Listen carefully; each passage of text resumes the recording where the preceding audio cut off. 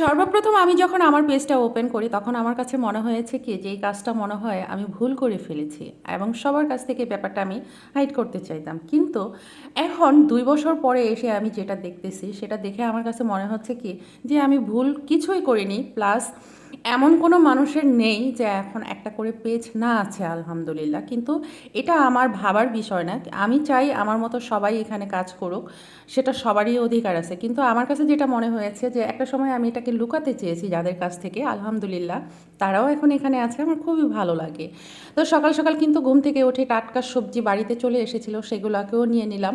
আর সরিষাগুলো আমি আগে থাকতে এইভাবে ভিজিয়ে রেখেছিলাম, এখন এটাকে ধুয়ে রোদে শুকা দিব। আমার কাছে প্রতিদিন এটা ভেজাল মনে হয়। তো যাই সেদিন বাজার থেকে কিছু জিনিস নিয়ে আসছিলাম, তার মধ্যে একটা জিনিস বহু পুরানো, ছোটোবেলা খেয়েছি, বেশ অনেক দিন মনে মনে রেখেছি যে কোথাও পেলে এই জিনিসটা নিয়ে আসবো।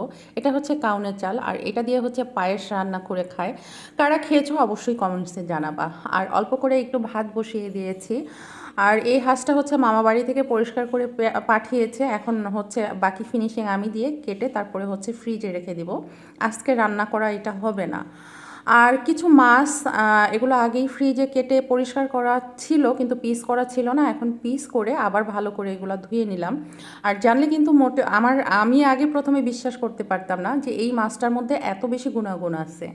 তো যাই হোক, আমার কাছে এই মাছটা দিয়ে একটু পাতা দিয়ে ভেঙে রান্না করাটা ভীষণ ভালো লাগে। তো আজকে হচ্ছে একটু লাউ শাক দিয়ে এই মাছটা রান্না করব। এটা হচ্ছে টাকি মাছও বলা চলে না, শোল মাছও বলা চলে না, মানে টাকির সাইজটা তো আরেকটু ছোট হয়, শোল মাছ আরও বড় হয়। যাই হোক, মিডিয়াম মোটামুটি একটা সাইজ। তো এই তরকারিটার মধ্যে কিন্তু আমার মোটেও পানি ব্যবহার করতে হয় না, কারণ শাক পাতা থেকে যে পানিটা উঠে আসছে আমি সেটাতেই রান্না শেষ করছি। আর মুন্সিগঞ্জের মানুষ বলে কথা, একটু শাক বাটা না দিলে কিন্তু তরকারি পুরাই অসম্পূর্ণ, সেটাও একটু দিয়ে দিয়েছি। আর এটা খেতে কিন্তু অনেক বেশি টেস্টি হয়েছিল। আর আমার কাছে মনে হয় কি অনেক বেশি তরকারির মধ্যে ওটা আমার একটা পছন্দের একটা জিনিস। আর এটা দিয়ে হচ্ছে একটু টাকি মাছের ভর্তা করব। আমি লেজগুলোকে কেটে আলাদা করে রেখেছিলাম, আমরা যেহেতু 2জন মানুষ, এইটুকুতেই আমাদের একেবারে সুন্দর মতো হয়ে যাবে। আর এটা ছিল গোলসা মাছ, এটাকে একটু মশলাপাতি মেখে তারপরে হচ্ছে শিম দিয়ে রান্না করব। আর এই শীতের সময় মনে হয় কি এই মিক্সড ভাজি বলো নিরামিষ বলো সব কিছু অনেক অনেক বেশি টেস্টি হয়। আমরা যেহেতু ফলের দাম প্রচুর পরিমাণ, ওইভাবে ফল আমাদের শরীরে যতটা দরকার কিনে খেতে পারি না। তো অন্তত শীতের সময় সবজিটা তো মন ভরে খেতে পারি, কিন্তু এখন কিন্তু সবজিরও প্রচুর দাম। তো যাই হোক, যখন যে পরিস্থিতি যেভাবে আছে আমাদেরকে সেভাবেই মানিয়ে চলতে হবে, কিছু করার নেই। তো এই দিক থেকে হচ্ছে ট্যাংরা মাছের জন্য আমি আলু, পেঁয়াজ, কাঁচামরিচ আর শিম সব কিছু একসাথে আগে আজকে একটু তেলের মধ্যে ভেজে নেব। তোমরা আমার ভিডিও যারা দেখো তারা সবাই মনে হয় এই জিনিসটা একটু খেয়াল করেছো।